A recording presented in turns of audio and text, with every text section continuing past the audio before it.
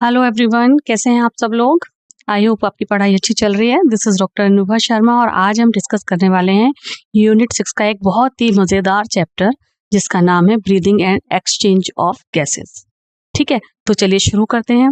Respiratory system में क्या क्या स्टेप्स हैं, क्या क्या चीजें इन्वॉल्व होती हैं, आज हम इस लेक्चर में डिस्कस करते हैं। चलिए शुरू करते हैं ये पर्टिकुलर चैप्टर। अब इस चैप्टर में हमें डिस्कस क्या क्या करना है। एक तो गैस एक्सचेंज एंड ट्रांसपोर्ट, इसमें pulmonary gas exchange and organs कौन कौन से इन्वॉल्व हैं, है ना।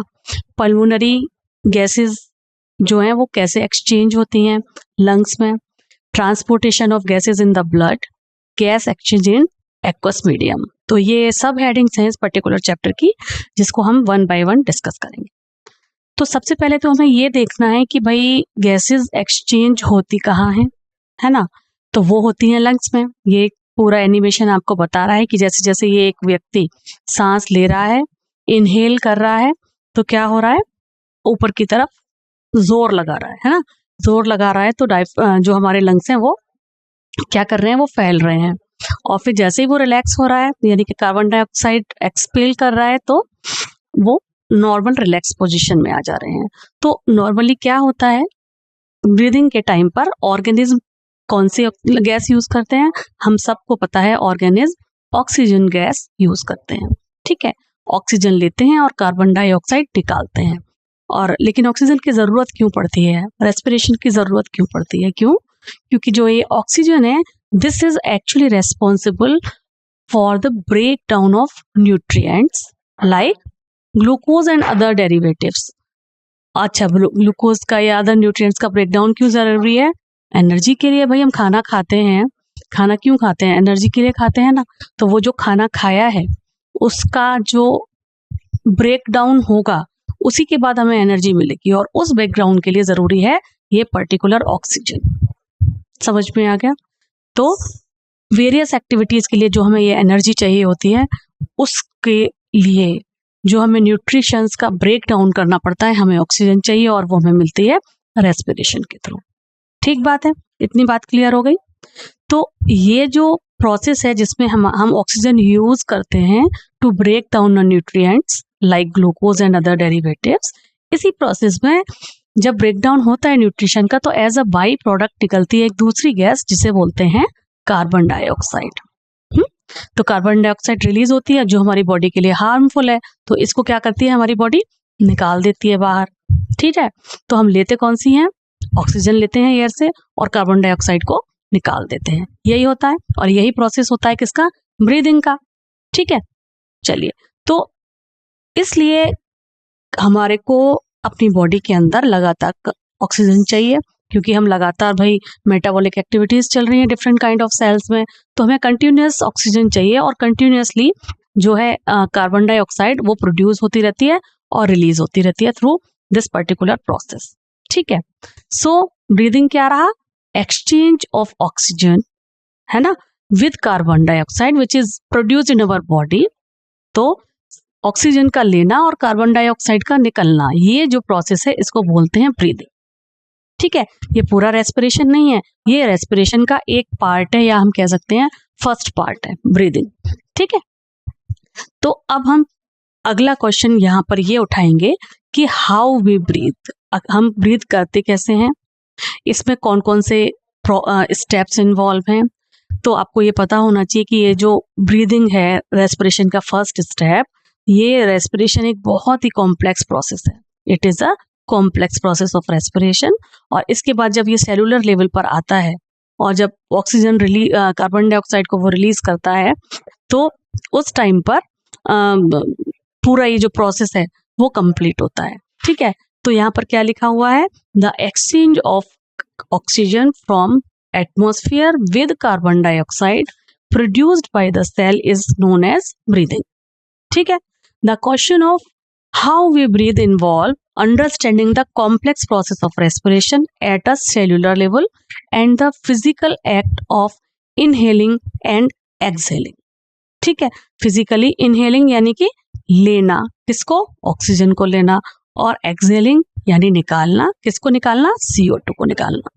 ठीक है, ये जो पूरा कॉम्प्लेक्स रेस्पिरेशन वाला जो प्रोसेस है उसका फर्स्ट स्टेप होता है ब्रीथिंग। ठीक है, चलिए। So the respiration mechanism in animals are adapted to their environment and level of complexity.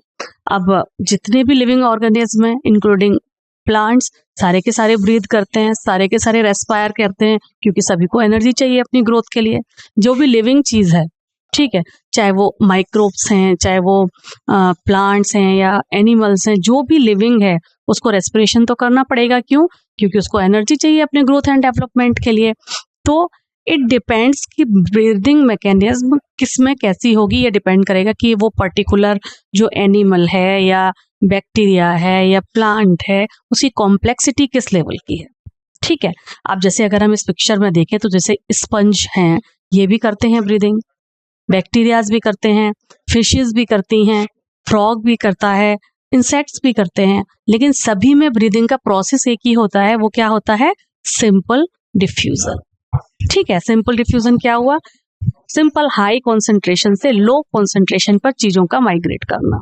जहां हाई कॉन्सेंट्रेशन है वहां उस हाई कॉन्सेंट्रेशन यानी कि एक कॉन्सेंट्रेशन ग्रेडियंट बन जाएगा, तो हाई कॉन्सेंट्रेशन से वो पर्टिकुलर जो गैस है वो लो कॉन्सेंट्रेशन की तरफ डिफ्यूज हो जाएगी, एकदम simple, without need any membrane और समथिंग। ठीक है, सिंपल डिफ्यूजन के थ्रू ये हो जाता है। तो जितने भी लोअर इन्वर्टिब्रेट्स होते हैं, जैसे कि यहाँ लिखा हुआ है sponges we can say, coelenterata हैं जिसमें, है ना, जैसे फ्लैट वर्म्स हैं, वहां पर ऑक्सीजन और कार्बन डाइऑक्साइड का जो एक्सचेंज है वो डायरेक्टली कैसे होता है? Through their body surface. ठीक है, व्हाट मेंशन्ड ओवर हियर, क्या लिखा हुआ है यहाँ पर कि lower end invertebrates like sponges, coelenterata, flat worm are exchanged gases like carbon dioxide and oxygen directly through their body surface. And some other animals like earthworms की बात करें, ये ब्रीथ करते हैं अपनी मॉइस्ट स्किन से। किससे करते हैं? अपनी मॉइस्ट स्किन से। मॉइस्ट स्किन होती है और उससे ये अपनी गैस एक्सचेंज कर लेते हैं, और उस मॉइस्ट स्किन को क्या बोलते हैं? मॉइस्ट क्यूटिकल, अर्थवर्म के केस में।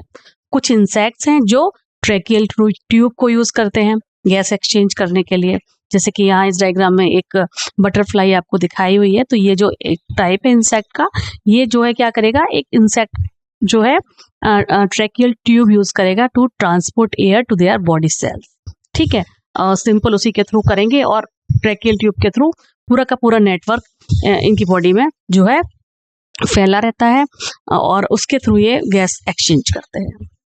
अब अगर हम फ्रॉग की बात करें तो फ्रॉग में रेस्पिरेशन होता है थ्रू स्किन भी होता है ना। एम्फीबियन फ्रॉग किस में आएगा? एम्फीबियंस में आएगा। तो ये अपनी थ्रू मॉइस्ट स्किन ब्रीदिंग करते हैं, रेस्पिरेशन करते हैं। अगर हम और थोड़ा एक लेवल आगे चलें, अगर हम एक्वेटिक एनिमल्स की बात करें तो वो गिल्स को यूज करते हैं। गिल्स क्या है? These are specialised vascularised structure for breathing under water. ठीक है, तो ये लोग क्या करते हैं? गिल्स को यूज करते हैं फॉर ब्रीदिंग पर्पस। तो हर एनिमल का, मैं जैसा मैंने बताया, हर एक का अपना अपना स्ट्रक्चर है। जितना सिंपल होगा और सिंपल टू कॉम्प्लेक्सिटी बढ़ेगा, उतना ही कॉम्प्लेक्स स्ट्रक्चर हर सिस्टम का भी हो जाएगा। तो अगर हम मैमल की बात करें तो मैमल, जैसे ह्यूमन बींग्स भी मैमल में ही आते हैं, तो मैमल में सबसे ज्यादा एडवांस सिस्टम होता है ब्रीदिंग सिस्टम। रेस्पिरेटरी सिस्टम काफी एडवांस होता है और काफी डेवलप हो रहा होता है ये। ठीक है, इसलिए टू एफिशिएंट ब्रीदिंग के लिए। ये यहाँ पर स्ट्रक्चर किसका दिखाया हुआ है, ये आप अच्छे से समझ पा रहे हैं। ये हमारे जो लंग्स हैं उसका स्ट्रक्चर यहाँ पर दिखाया हुआ है। वी हैव मैमल्स के अंदर कितने होते हैं? एक पेयर लंग होता है, यानी कि 2 लंग्स होते हैं। ठीक है, तो लंग्स जो हैं, ये जो यहाँ दिखाए, ये हैं मेनली रेस्पिरेटरी ऑर्गन, है ना, और ये टेरेस्ट्रियल एनिमल्स में पाए जाते हैं, जो कि रेप्टाइल भी हो सकते हैं, बर्ड भी हो सकते हैं, मैमल्स भी हो सकते हैं। ठीक है, वहां पर लंग्स पाए जाते हैं। They use vascularised lung sac for gas exchange. यहाँ पर जो है, मैं भी इसका पूरा जो स्ट्रक्चर है 1 बाय 1 डीपर टू डीपर जाएंगे अगली स्लाइड्स में, तो आपको देखने को मिलेगा कि वेस्कुलराइज्ड स्ट्रक्चर क्या है, सैक्स क्या है, जहां से गैसेस का एक्सचेंज होता है। ठीक है, तो ह्यूमन रेस्पिरेटरी सिस्टम की बात कर रहे हैं हम यहाँ पर। 1 बाय 1 हमने बाकी जो सिंपल एनिमल्स थे उनको डिस्कस कर लिया। अब हम हाईएस्ट कैटेगरी में आ गए, मैमल्स में। और उसमें ह्यूमन, तो ह्यूमन रेस्पिरेटरी सिस्टम अब हम डिस्कस करेंगे, ठीक है। So the human respiratory system is a complex network of organ and tissues responsible for the exchange of gases between the body and the environment. ठीक है, human respiratory system is a complex network of organs and tissue responsible for exchange of gases between body and the environment. ठीक है, तो अब human respiratory system में कौन कौन से ऑर्गन हैं जो इन्वॉल्व होते हैं रेस्पिरेशन कराने के लिए। तो जैसा कि आप इस पर्टिकुलर पिक्चर में देख पा रहे हैं कि ये कहाँ से शुरू हो रहा है, नेजल कैविटी से शुरू हो रहा है। हम अपनी नाक से सांस लेते हैं, कभी कभी मुंह से भी लेते हैं, ठीक है। जब हमें कोल्ड हो रहा होता है तो फिर मुंह से भी लेते हैं, तो मेनली जो है वो नेजल कैविटी है, ठीक है। इसके बाद ये दो नॉस्ट्रिल्स हुए, ठीक है। फिर ये ओरल कैविटी है, ये ओरल कैविटी है, यहाँ नेजल कैविटी है, नॉस्ट्रिल्स हैं, देन ओवल कैविटी है, ठीक है। ये सारी की सारी जाके यहाँ पर एक कॉमन एरिया में खुलते हैं जिसे बोलते हैं फेरिंग्स, ठीक है। मुंह भी वहीं खुलता है, नाक से जो हम सांस लेते हैं वो भी वहीं खुलता है। कॉमन पैसेज है किसके लिए, फूड एंड एयर के लिए, क्या है, फेरिंग्स, ठीक है। आप यहाँ पर अच्छे से देख पा रहे हैं, ठीक है। अब ये फेरिंग्स आगे चल के खुलता है लैरिंग्स में, ठीक है। लैरिंग्स में आगे की तरफ चलेंगे, अगर हम और आगे की तरफ चलेंगे तो क्या मिल रहा है, यहाँ पर ट्रैकिया मिल रहा है, जिसके ऊपर कुछ ऐसे सी शेप्ड स्ट्रक्चर्स बने हुए हैं, इसे क्या बोल रहे हैं, ट्रैकिया, ठीक है। ट्रैकिया जो है वो आगे जाके थोड़ा यहाँ पर जाके दो में डिवाइड हो रहा है, दो पार्ट्स में डिवाइड हो रहा है। एक तो राइट पार्ट हो गया जिसे बोल रहे हैं राइट मेन ब्रोंकस, एंड एक लेफ्ट पार्ट में डिवाइड हो गया जिसे बोल रहे हैं लेफ्ट मेन ब्रोंकस, ठीक है। इसके बाद यहाँ पर ये डिवाइड हो गया, ठीक है। यहाँ पर ट्रैकिया था, यहाँ तक ये दो ब्रांचेस इसकी इस तरीके से हो गई नीचे की तरफ, ठीक है। तो राइट एंड लेफ्ट, उसके बाद वो कहाँ पर अंदर गया, वो अंदर गया राइट लंग में और लेफ्ट लंग में, ठीक है। और नीचे से कौन सपोर्ट दे रहा है उसको, नीचे से सपोर्ट दे रहा है, there is a muscular region जिसे बोलते हैं डायाफ्राम, ठीक है। तो ये सारा का सारा अलग अलग लेवल पर अलग अलग एरिया में बहुत सारा पूरा का पूरा ऑर्गन सिस्टम है, कॉम्प्लेक्स नेटवर्क है जो ह्यूमन रेस्पिरेटरी सिस्टम का पार्ट है, ठीक है। समझ आ गया, चलिए अब अगर हम अपर रेस्पिरेटरी सिस्टम को देखें, अपर रेस्पिरेटरी सिस्टम, अगर हम अपर रेस्पिरेटरी सिस्टम को देखें तो सबसे पहले हमें यहाँ पर देखना होगा नॉस्ट्रिल्स, जो कि नेजल कैविटी के अंदर होते हैं। जो ये नॉस्ट्रिल्स हैं, इसके अंदर की जो ये कैविटी है उसे बोल रहे हैं नेजल कैविटी। ये कहाँ है, nostrils are present above our lips, lead to nasal chamber via nasal passage, है ना, इसके थ्रू वाया नेजल पैसेज में ये खुलता है। इसके बाद ये कहाँ पर जा रहा है, ये जा रहा है फेरिंग्स में, और जो स्पेसिफिकली नेजो वाला, क्योंकि हम अभी बात कर रहे हैं किसकी, रेस्पिरेटरी सिस्टम की, तो फेरिंग्स को हमने यहाँ पर बोला, एयर की बात कर रहे हैं इसलिए हमने इस चैम्बर को बोला नेजोफेरिंग्स। तो ये कहाँ पर खुला, नेजोफेरिंग्स में, which is a common passage, मैंने बताया था, ठीक है। So this chamber open into the nasopharynx, a shared passage for food and air. यहाँ पर दोनों चीजें आएंगी, this is the common passage, ठीक है। यहाँ से खाना आ रहा है, यहाँ से एयर आ रही है, ठीक है। और उसके बाद जो है ये फिर जाके आगे कहाँ खुल रहा है, ये जो नेजोफेरिंग्स है ये जाके खुल रहा है ट्रैकिया में। कहाँ खुल रहा है, ये जो नेजोफेरिंग्स यहाँ पर बना हुआ है ये जाके खुल रहा है, ये देखिए ट्रैकिया में, ये रहा ट्रैकिया, ठीक है, ओके। अच्छा, और ये ट्रैकिया में खुलने के लिए इसको दो चीजें और पास करनी पड़ रही हैं, क्योंकि देखिए ट्रैकिया जो है ये नीचे से शुरू हो रहा है, लेकिन इसके ऊपर क्या है, ग्लॉटिस, और ये ग्लॉटिस किस एरिया में प्रेजेंट होती है, ये लैरिंग्स एरिया में प्रेजेंट होती है, ठीक है। तो सबसे पहले कहाँ रहा, नॉस्ट्रिल्स, नॉस्ट्रिल्स के बाद गए नेजोफेरिंग्स में, नेजोफेरिंग्स के बाद जो है ये ट्रैकिया में आएगा, लेकिन ट्रैकिया में किसके थ्रू आएगा, लैरिंग्स के थ्रू आएगा, और लैरिंग्स के जो पास है वो ग्लॉटिस अवेलेबल होगा, और ग्लॉटिस के ऊपर जो है एक ढक्कन like flap, muscular flap like structure होता है, जो जब हम सांस लेते हैं और खाना खाते हैं तो खाना गलती से हमारी वोकल कैविटी में ना आ जाए तो उसे वो ढक लेता है उस टाइम पर जब खाना खा रहे होते हैं। अदरवाइज क्या होती है, खांसी आएगी, अगर आप खाना भी खाएंगे और बोलेंगे भी तो गलती से विंड पाइप में हमारा खाना चला जाता है और उसको फिर हम रिफ्लेक्स करके हमारी बॉडी निकालती है, तो ज्यादातर ना जाए। देखिए यहाँ पर ये दोनों कॉमन पैसेज हैं, तो ये जो एपिग्लोटिस वाला एरिया है ये मस्कुलर एरिया, इसको ढक लेता है जब हम खाना खा रहे होते हैं, ठीक है। सो वही यहाँ पे लिखा हुआ है, a flap called epiglottis cover the glottis. ये जो ग्लोटिस है इसको, ये जो ग्लोटिस है इस वाले एरिया को ये कवर कर लेती है। कब? ड्यूरिंग, जब हम स्वेल करते हैं अपना खाना, to prevent food entry into it, ठीक है। तो फर्स्ट रहा हमारा nostrils, then nasal chamber, it then open in nasopharynx, then larynx, ठीक है। लैरिंग्स में खुलेगा और फिर लैरिंग्स से ग्लोटिस में जाएगा और ग्लोटिस से फिर ये ट्रैकिया में जाएगा। और ग्लोटिस किससे ढका हुआ रहेगा? ग्लोटिस ढका हुआ रहेगा एपिग्लोटिस से, ताकि जो फूड है वो हमारे विंड पाइप में ना जाए, ठीक है। इतना ये पूरा डायग्राम आपको समझ में आ गया। चलिए अगला क्या है? अगला है यहाँ पे ये जो हमारा ट्रैकिया हमने डिस्कस कर लिया था। अब ये जो ट्रैकिया आ रहा है वो 2 ब्रांचेस में कन्वर्ट हो रहा है, ठीक है। 2 ब्रांचेस में कन्वर्ट हो रहा है, मतलब बाइफर्केट हो रहा है। बाइफर्केट होके ये जो फर्स्ट ब्रांच है उसे बोल रहे हैं प्राइमरी ब्रोंकस। क्या बोल रहे हैं? प्राइमरी ब्रोंकस, ठीक है। सो ये जो ट्रैकिया है ये एक स्ट्रेट ट्यूब होती है। It split into right and left primary bronchi या ब्रोंकस आप कह सकते हैं। और ये कहाँ पर? मैंने आपको बताया इस रीजन पर यहाँ तक आएगा जिसे बोलते हैं मिड थोरेसिक कैविटी। कहाँ पर आएगा? मिड थोरेसिक कैविटी तक, ठीक है। इसके बाद ये जो प्राइमरी ब्रोंकस था ये यहाँ पर देखिए प्राइमरी ब्रोंकस हुआ, ये फिर से बाइफर्केट हुआ, अलग अलग इसके ब्रांचेस हुए। और जो अगली ब्रांच हुई उसको हमने क्या कहा? जो अगली ब्रांच हुई उसको हमने क्या कहा? उसको हमने कहा सेकेंडरी ब्रोंकस। पहले मेन ट्रैकिया वो 2 में गया, प्राइमरी ब्रोंकस, और प्राइमरी ब्रोंकस ने एंटर किया इनसाइड द लंग। उससे ऊपर वाला जो एरिया था उसने अभी तक लंग्स में एंटर नहीं किया है।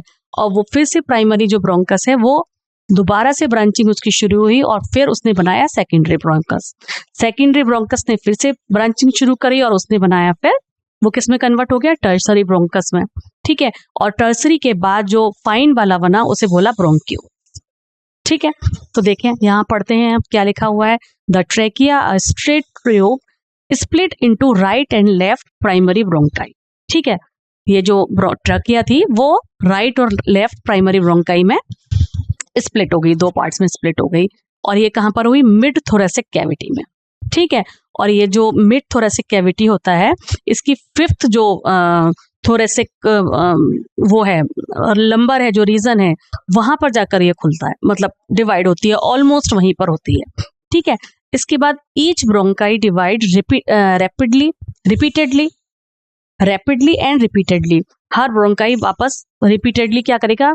ब्रांचिंग होगी, किसमें? सेकेंडरी में, जैसा मैंने आपको बताया, देन टर्शरी में, एंड देन ब्रोंक्यूल्स। यही बताया ना मैंने अभी आपको। उसके बाद में ये एंड करता है अपना थिन टर्मिनल ब्रोंक्यूल्स। जो एंड वाला पार्ट है ब्रोंक्यूल्स का वो टर्मिनल ब्रोंक्यूल कहते हैं।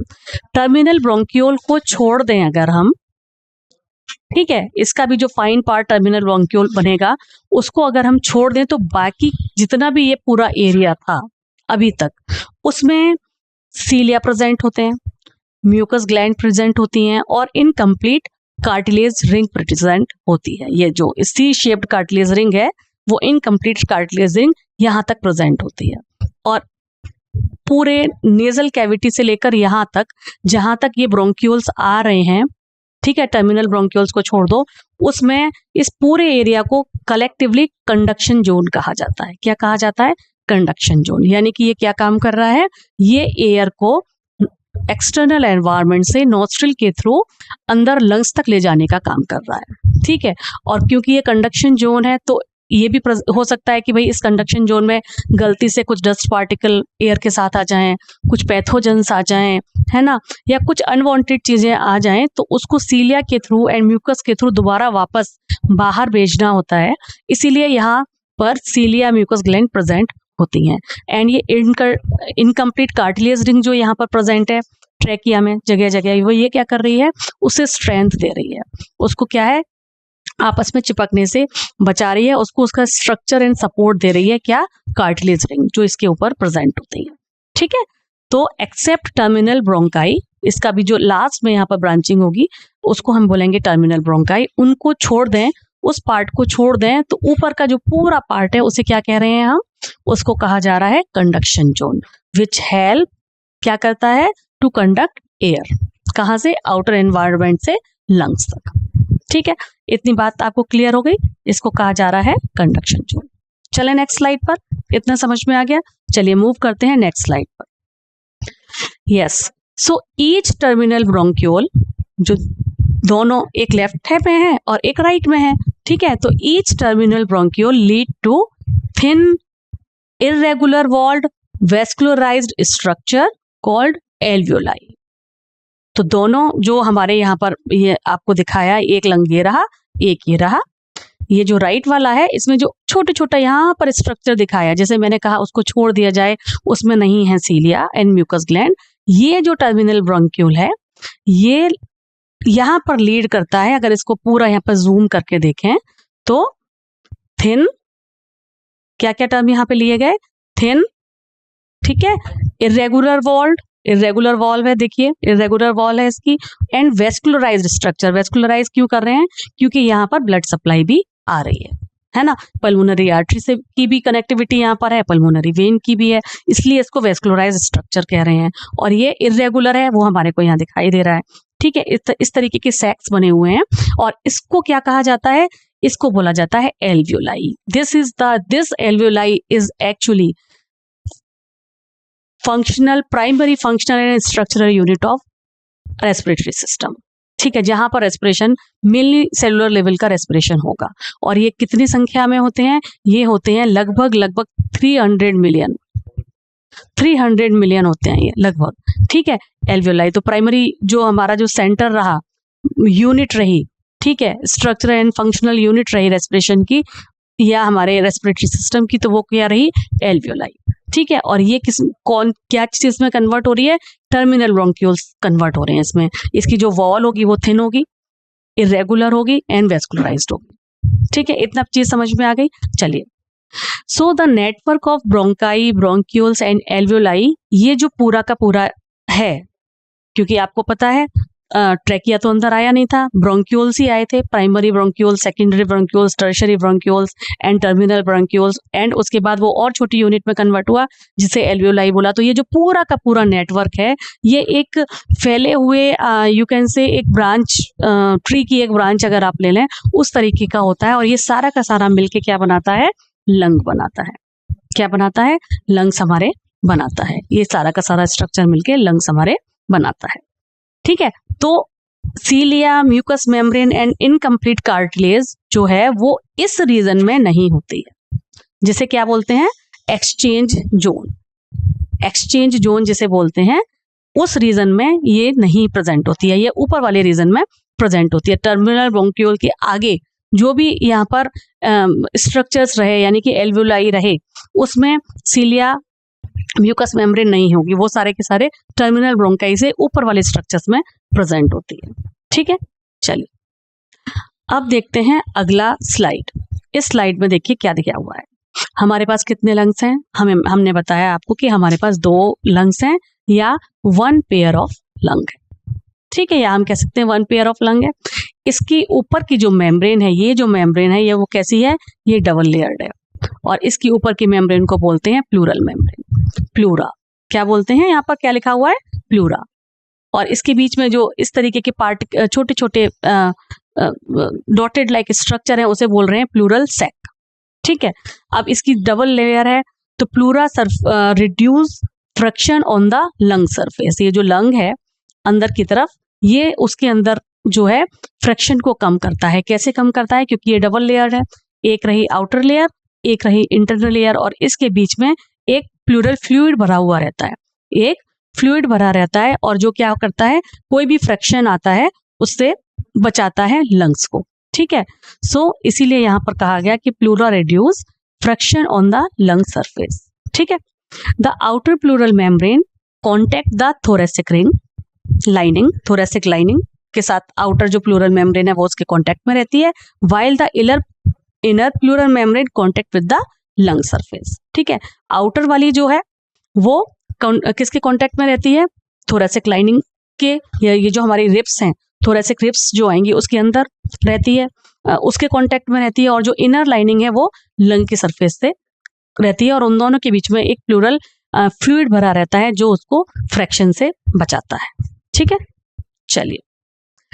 सो the conducting part from external nostrils to terminal bronchi तक जो हमारा कंडक्टिंग पार्ट था, जो मैंने आपको बताया है, वो क्या कर रहा है, एयर को कंडक्ट कर रहा है, एयर को भेज रहा है, एयर को कंडक्ट कर रहा है फ्रॉम आउटर एनवायरनमेंट से towards lung.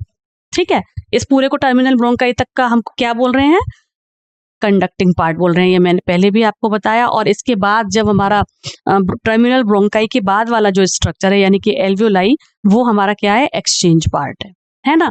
So the conducting part transport atmospheric air to the alveoli and clean it of foreign particle.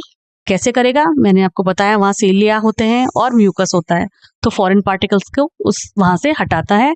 And humidified it, humidify कैसे करेगा, क्योंकि बाहर की जो एयर आ रही है वो कैसी है, वो ड्राई है, तो उसको थोड़ा सा मॉइस्ट करता है ना। एंड इसको हमारी बॉडी टेम्परेचर के अकॉर्डिंग बनाने का काम करता है, क्योंकि बाहर अगर कभी ठंड है तो एयर भी ठंडी आएगी, और हमारी बॉडी का टेम्परेचर 37 है, तो वो जो पूरा का पूरा सिस्टम है यहाँ तक का, वो हमारी बॉडी के टेम्परेचर के अकॉर्डिंग उसे बनाएगा। कभी गर्मी है बाहर, जो है ज्यादा टेम्परेचर है एयर का, तो वो फिर से उसको डाउन करेगा 37। तो इसके क्या क्या काम रहे कंडक्ट पार्ट के, कि ये फॉरेन पार्टिकल से हमारे जो एयर है उसको क्लीन करता है, उसको ह्यूमिडिफाइड करता है, ठीक है, और इसको हमारे बॉडी टेम्परेचर के अकॉर्डिंग लेकर आता है कंडक्टिंग पार्ट। ठीक है, चले आगे। अच्छा, एक्सचेंज पार्ट क्या करता है, एक्सचेंज पार्ट में क्या था, एक्सचेंज पार्ट में मैंने आपको बताया, एक्सचेंज पार्ट में एल्वियोलाई थे और उसकी जो अपनी डक्ट्स थी फर्दर, वो एक्सचेंज पार्ट है। तो ये क्या करता है, ये फैसिलिटेट डिफ्यूजन करता है ऑक्सीजन एंड कार्बन डाइऑक्साइड का। किस किस के बीच में, अभी हमने स्ट्रक्चर देखा था, उसमें ब्लड वेसल्स भी वेस्कुलराइज्ड बोला ना, तो वहां ब्लड वेसल्स का भी पूरा का पूरा नेटवर्क था। तो ये किसके बीच में करता है, ब्लड एंड एटमॉस्फेरिक एयर के बीच में करता है। ठीक है, चलिए, तो कितने पार्ट हैं हमारे पूरे सिस्टम के, 2 पार्ट हैं। फर्स्ट पार्ट है कंडक्टिंग पार्ट, सेकंड पार्ट है एक्सचेंज पार्ट। कंडक्टिंग पार्ट के 3 काम हैं। एक फर्स्ट काम है फॉरेन पार्टिकल से एयर को क्लीन करना, एयर को ह्यूमिडिफाई करना एंड इसको हमारी बॉडी टेम्परेचर के अकॉर्डिंग बनाना। ठीक है, दूसरा पार्ट हमारा है एक्सचेंज पार्ट। इसका क्या काम है, एक्सचेंज पार्ट में हमारे क्या आते हैं, एल्वियोलाई आती हैं और उसकी डक्ट आती हैं, और इसका काम है ऑक्सीजन एंड कार्बन डाइऑक्साइड का डिफ्यूजन करना between blood and atmospheric air. ठीक है, इतनी बात समझ में आ गई। चलते हैं नेक्स्ट स्लाइड की तरफ। अच्छा, ये जो लंग है ये सिचुएटेड कहाँ रहता है, ये जो लंग है, लंग्स हमारे जो हैं वो हमारे थोरेसिक चैम्बर में सिचुएटेड रहते हैं, और ये मैंने आपको बताया था थोरेसिक की T5 यहाँ पर आती है ना, यहाँ T5 के आसपास से शुरू होता है। ठीक है, ये वाला जो पीछे वाला डोर्सल साइड है, ये आपको यहाँ पर इस 3D स्ट्रक्चर में दिख रहा है, ये डोर्सल साइड है। ठीक है, जो थोरेसिक चैम्बर की डोर्सल साइड है, और ये anatomically air tight form area होता है, वहां पर लंग हमारे सिचुएटेड रहते हैं। तो thoracic chamber is dorsally formed by vertebral column. Vertebral column जो है उससे इसका जो है बैक साइड, या हम कह सकते हैं डोर्सल साइड, ये बना हुआ होता है। वही यहाँ पर इस पर्टिकुलर एनसीईआरटी की लाइन में लिखा हुआ है कि thoracic chamber is dorsally formed by the vertebral column and then it is situated ventrally। जो वेंट्रल का यानी कि सामने वाला जो एरिया है, ये जो वेंट्रली किसके बीच में होता है, स्टर्नम। सामने वाला जो एरिया है इसको क्या बोल रहे हैं हम, स्टर्नम। ठीक है, ये स्टर्नम है। लेटरल यानी कि ये जो साइड है और ये जो साइड है, ये लेटरली किससे पैक रहता है, लिटरली ये पैक रहता है बाय रिब्स। एंड नीचे की तरफ यहाँ पर इस तरीके का डोम शेप का स्ट्रक्चर आएगा जिसे बोलेंगे डायाफ्राम। नीचे की तरफ जो है ये डायाफ्राम से प्रेजेंट, डायाफ्राम इसके प्रेजेंट रहता है एट द लोअर साइड। ठीक है, तो क्या रहा, पूरे के पूरा हमारे जो लंग्स हैं वो किसके अंदर सिचुएटेड रहते हैं, थोरेसिक चैम्बर के अंदर सिचुएटेड रहते हैं। किसके अंदर सिचुएटेड रहते हैं, थोरेसिक चैम्बर के अंदर सिचुएटेड रहते हैं, जो कि एनाटॉमिकली एयर टाइट होता है। थोरेसिक चैम्बर डोर्सली यानी कि हमारे जो बैक साइड से, जो बैक साइड है थोरेसिक चैम्बर का, वो बनता है वर्टिब्रल कॉलम से। ठीक है, और मेनली T5 से ये शुरू होता है। वेंट्रली यानी कि सामने की तरफ इसमें होता है स्टर्नम। लेटरल, दोनों लेटरल साइड पर होती हैं रिब्स। ठीक है, और नीचे की तरफ होता है डायाफ्राम। जो कि किस शेप का होता है, डोम शेप का होता है, डोम शेप। ठीक है, so this anatomical setup ensure that any change in the volume of the thoracic cavity is reflect into the lungs या pulmonary cavity which is essential for breathing। तो ये जो एनाटॉमिकल सेटअप है, अगर इसमें कोई भी चेंज आता है तो वो डायरेक्टली रिफ्लेक्ट करता है मसल्स लंग्स पर। क्यों करता है? क्योंकि लंग्स में अपने आप खुद के पास कोई उसकी मसल नहीं है। ठीक है, ये जो पूरा स्ट्रक्चर है, अगर ये स्ट्रक्चर अपना साइज बढ़ाएगा तो लंग का साइज बढ़ जाएगा, अगर ये अपना साइज कम करेगा तो लंग का साइज कम हो जाएगा। ठीक है, तो डायरेक्टली थोरेसिक कैविटी जो अपना मूवमेंट करेगी और नीचे जो हमारा डायफ्राम लगा हुआ है वो अब मूवमेंट करेगा, जो कि एक मस्कुलर स्ट्रक्चर है, उसका डायरेक्ट इफेक्ट आएगा लंग्स के ऊपर, पल्मोनरी कैविटी के ऊपर, जो कि इसेंशियल होता है ब्रीदिंग के टाइम पर। हम वन बाय वन समझेंगे कि ब्रीदिंग में वो क्या रोल अपना प्ले कर रहा है। इतनी बात आपको समझ में आ गई? कहाँ ये प्रेजेंट होता है, किस किस डोर्सल साइड को क्या बोलेंगे, वेंट्रल साइड का क्या नंबरिंग है, नेमिंग है, लेटरल साइड की क्या है, ये आपको इस पर क्वेश्चंस बनते हैं, आपको ये याद होना चाहिए। चलिए, तो ये पूरा स्ट्रक्चर हमने देखा। इसके बाद एक और स्ट्रक्चर यहाँ पर होता है जिसे बोलते हैं कार्डियक नॉच। क्या बोलते हैं? कार्डियक नॉच बोलते हैं। अगर आप ध्यान से देखें तो इस डायग्राम में आप ये देख पाएंगे कि ये जो हमारा राइट लंग है वो as compare to left lung थोड़ा सा बड़ा है, या हम कह सकते हैं कि लेफ्ट लंग राइट लंग से थोड़ा सा छोटा है। वो क्यों है? क्योंकि ये जो हार्ट इनके बीच में प्रेजेंट होता है पेरिकार्डियम वाले एरिया में, वो थोड़ा सा टिल्टेड होता है टुवर्ड्स लेफ्ट साइड। ठीक है, तो जब वो थोड़ा सा टिल्टेड होता है टुवर्ड्स लेफ्ट साइड तो वो अपने लिए एरिया बनाता है ताकि वो आराम से वहां फिक्स हो जाए।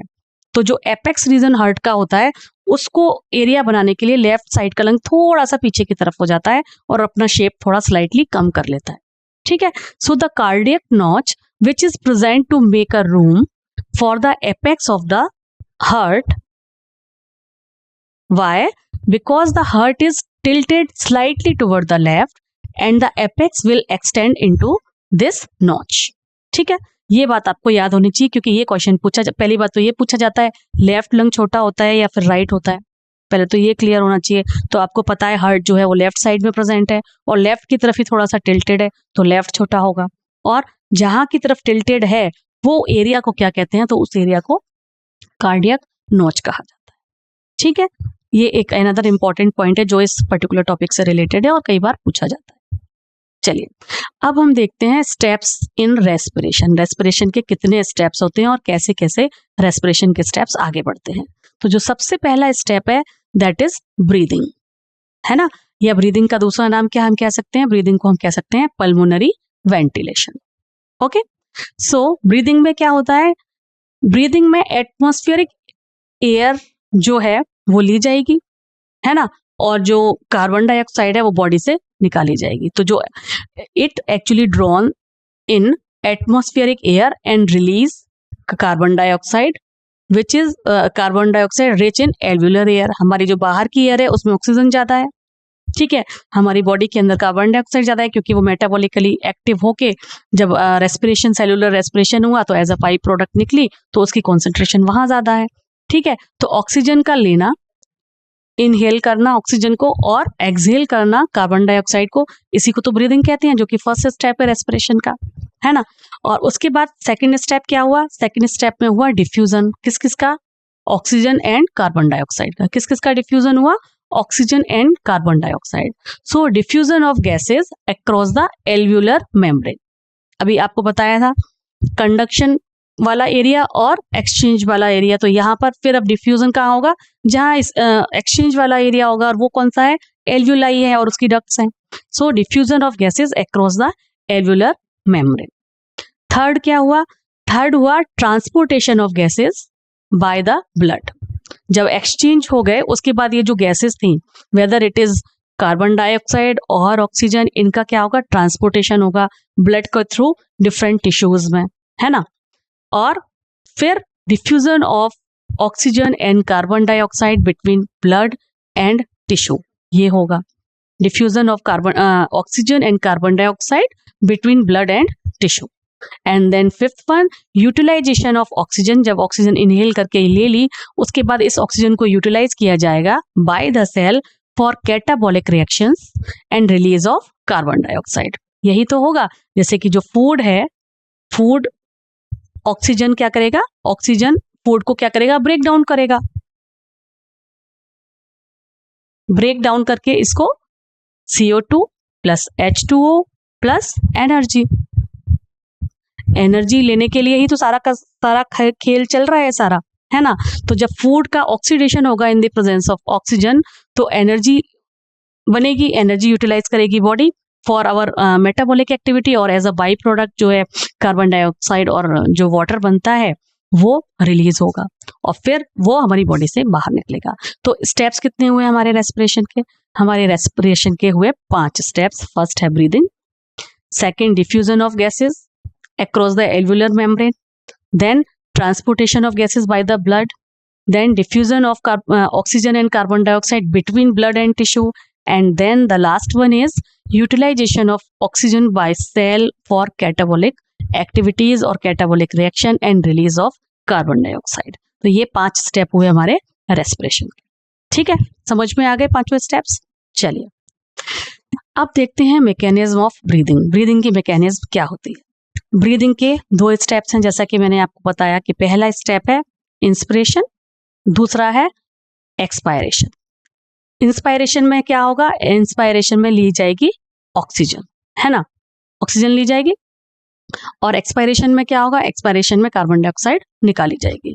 तो इंस्पायरेशन में क्या होगा, when intrapulmonary pressure means, intrapulmonary pressure का क्या मतलब हुआ यहाँ पर, उसका मीनिंग हुआ प्रेशर जो कि हमारे लंग्स के अंदर प्रेजेंट हो, pressure which is present in our lungs, ठीक है। When intrapulmonary pressure is less than atmospheric pressure तब होगा इंस्पायरेशन, ठीक है। और इस टाइम पर क्या होगा, जो हमारा डायफ्राम है, जो हमारा डायफ्राम है वो कॉन्ट्रैक्ट करेगा। कॉन्ट्रैक्ट करेगा मतलब ये जो डायफ्राम है, अगर आप इस स्ट्रक्चर को अच्छे से देख पा रहे हैं तो ये जो डायफ्राम है ये कॉन्ट्रैक्ट करेगा। जैसे कि एक बलून है, वो जो नॉर्मल स्टेज में बलून है, अगर हम उस बलून में एयर भरेंगे तो क्या होगा, वो क्या करेगा, फैलेगा, है ना, फैलेगा तो उसकी नीचे की जो एरिया है वो नीचे जाएगा, साइड का साइड पर जाएगा और वो पूरा गैस से फुल हो जाएगा। जो इस तरीके का बलून था, से फॉर एग्जाम्पल इस तरीके का कोई बलून है, अगर हमने इसमें ऑक्सीजन कोई भी एयर डाली, चलिए मैं यहाँ लिखती हूँ एयर, तो ये इस तरीके का हो जाएगा। एम आई राइट, मैं ठीक हूँ, ठीक है। तो अब जब मैंने इसमें एयर डाली तो ये इसने एयर अपने अंदर भर ली, यानी ये कॉन्ट्रैक्ट हो गया, है ना। तो ऐसे ही जैसे ही हमने अपने अंदर एयर ली, इंस्पायर किया, इनहेल किया एयर को, तो ये जो डायफ्राम था वो कॉन्ट्रैक्ट हुआ, तो वो नीचे की तरफ आ गया, मस्कुलर स्ट्रक्चर है ये नीचे की तरफ आ गया। और जो ये रिब केस था, थोड़े कैविटी थी, उसने क्या किया, बाहर की तरफ निकली और ऊपर की तरफ गई, है ना, तभी तो अपना एरिया बढ़ाएंगी ये।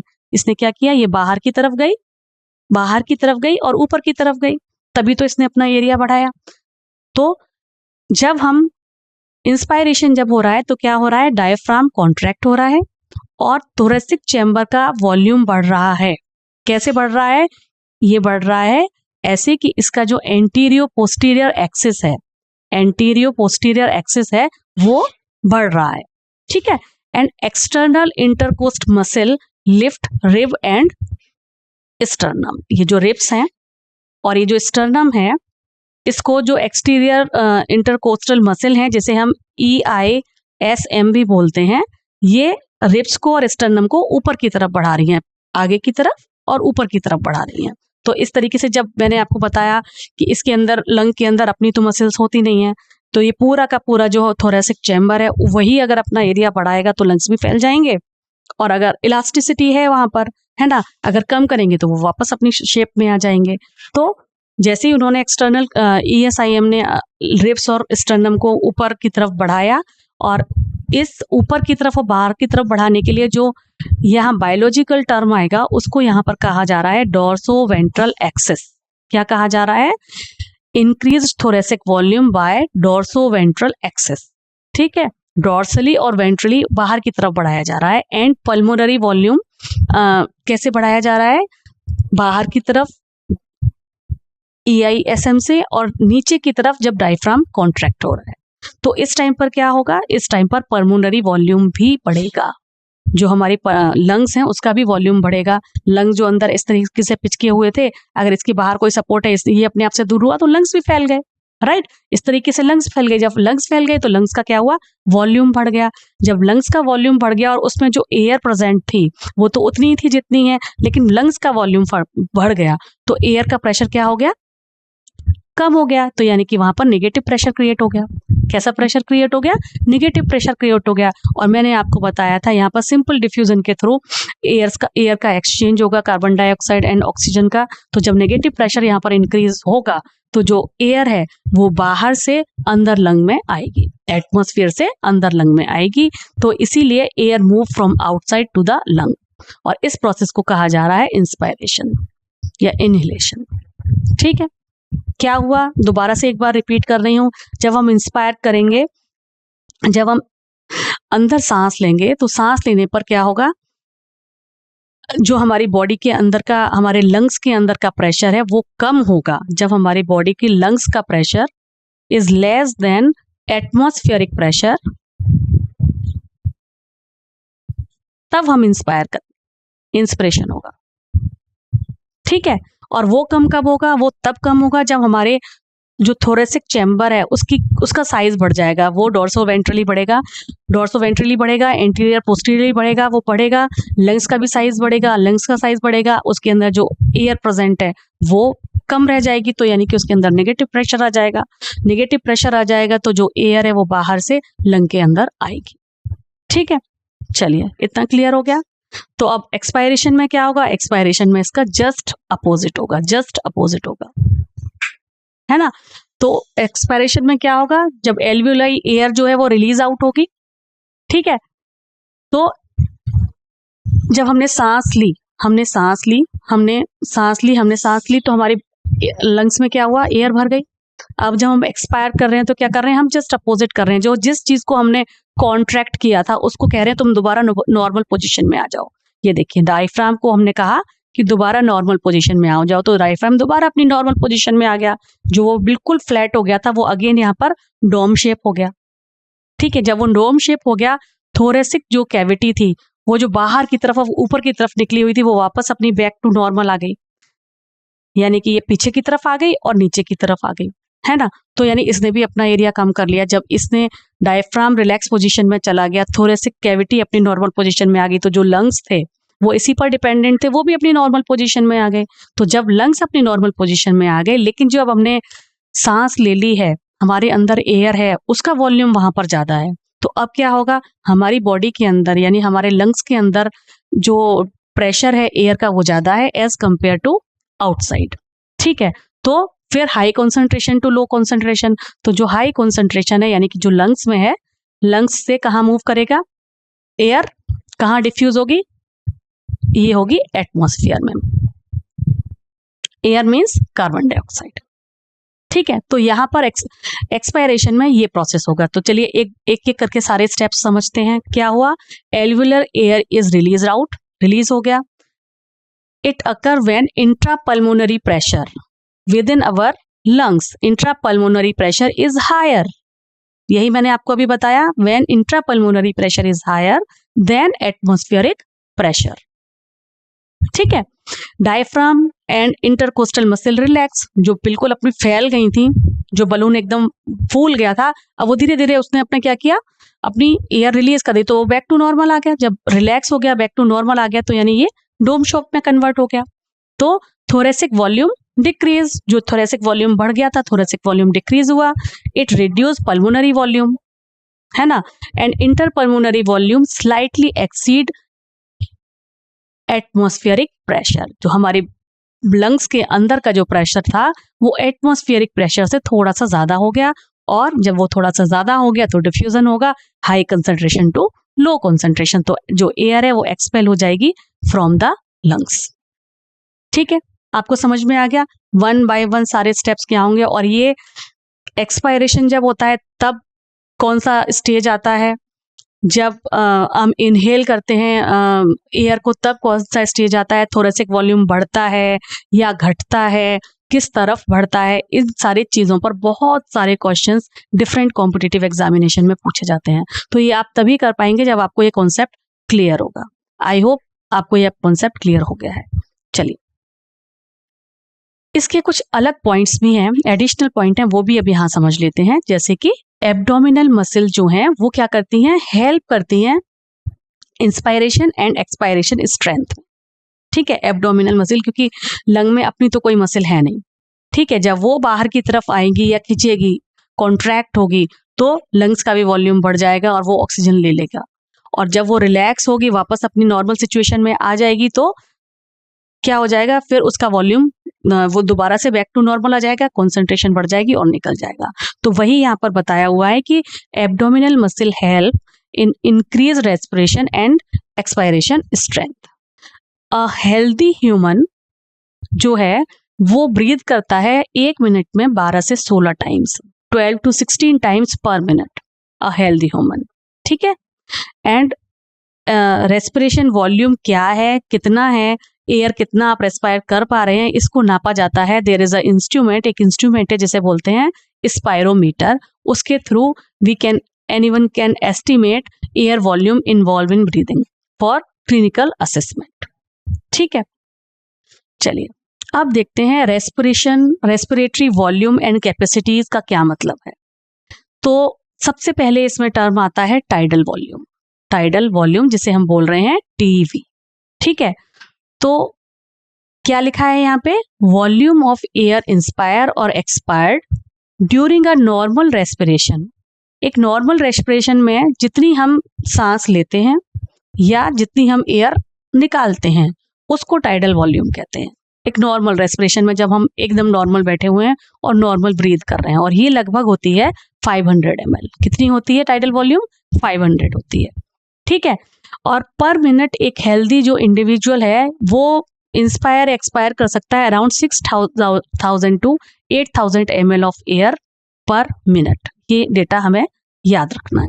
ठीक है, चलिए दूसरा जो टर्म यहाँ पर आता है उसको कहते हैं IRV, और जिसका की फुल फॉर्म है इंस्पायरेटरी रिजर्व वॉल्यूम। क्या बोले, inspiratory reserve volume.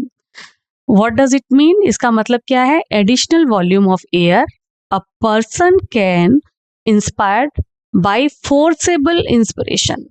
What does it mean, इसका क्या मतलब हुआ कि अगर कोई बंदा, कोई पर्सन तेजी से इंटेंशनली फोर्सफुली ज्यादा सांस लेता है, जैसे कि रामदेव बाबा व्यायाम कराते हैं जबकि तेजी से सांस लीजिए, तो ये फोर्सफुली मैंने सांस लिया, तो जो additional volume apart from tidal volume जा रहा है उसको बोला जा रहा है IRV।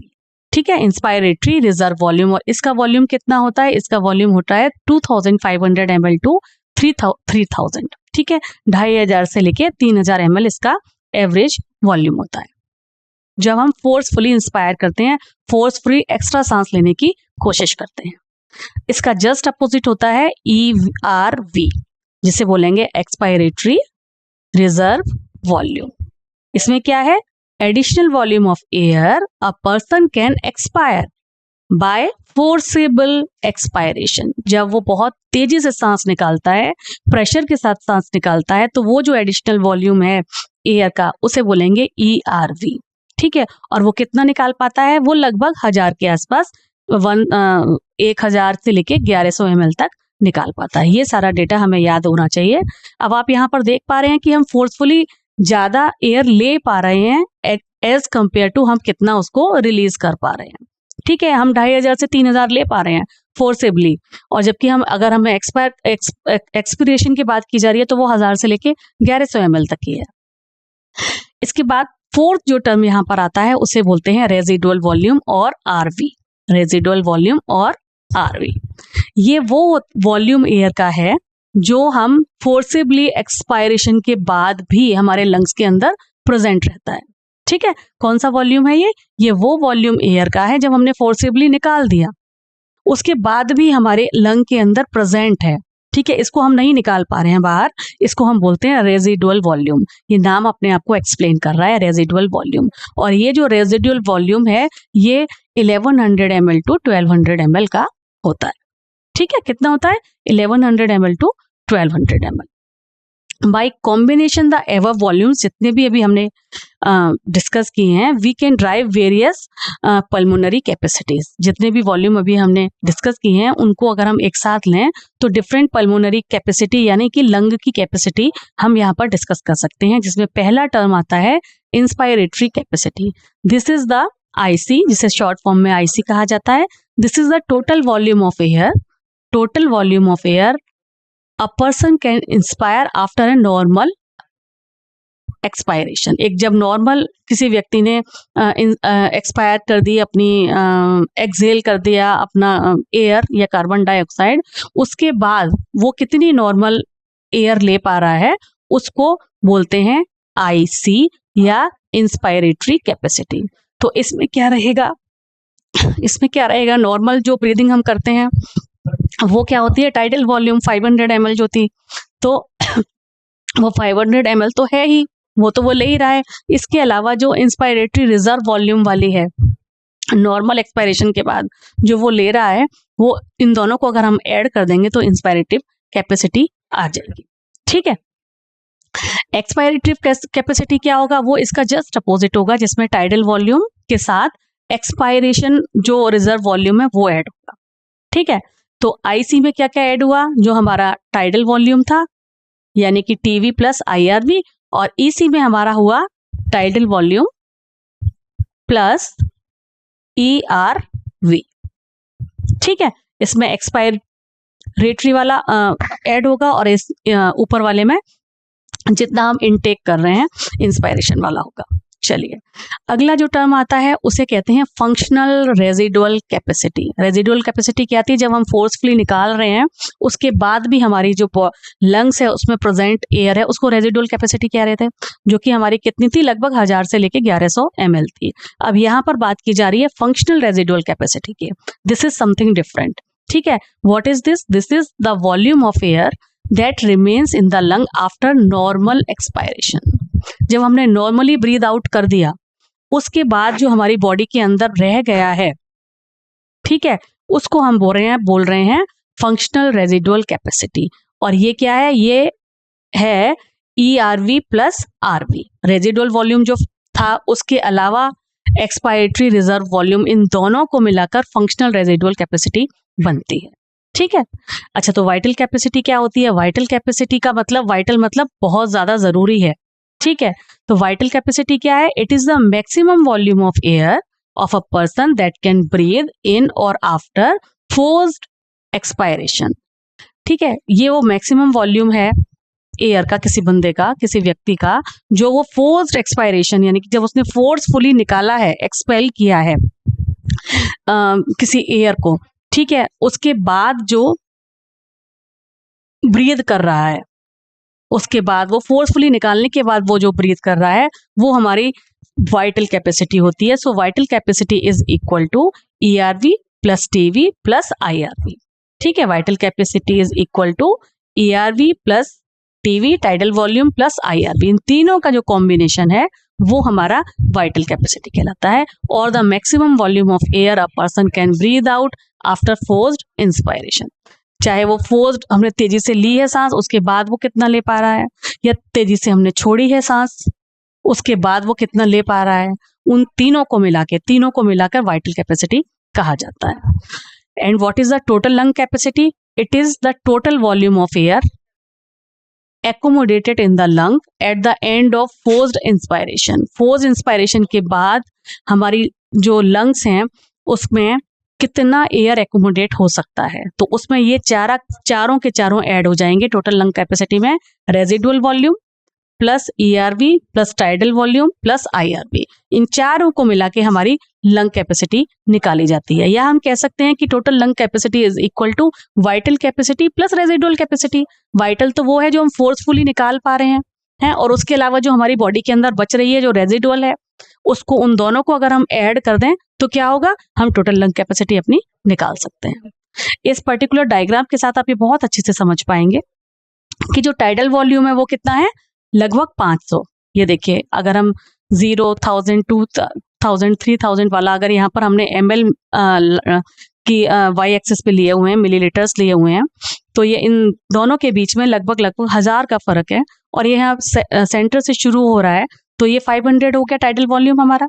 ठीक है, अब एक्सपायर्ड रिजर्व वॉल्यूम कितना है, वो लगभग हमारा मैंने आपको बताया था 2000 से 2500 तक का है, 1500 से 2500 तक का है। तो वो ये रहा 1000, ये रहा, और ये रहा 1500। ठीक है, रिजर्व वॉल्यूम कितना था, रेजिडुअल वॉल्यूम 1000 से लेके 1100 ml था, वो रेजिडुअल वॉल्यूम नीचे रहा।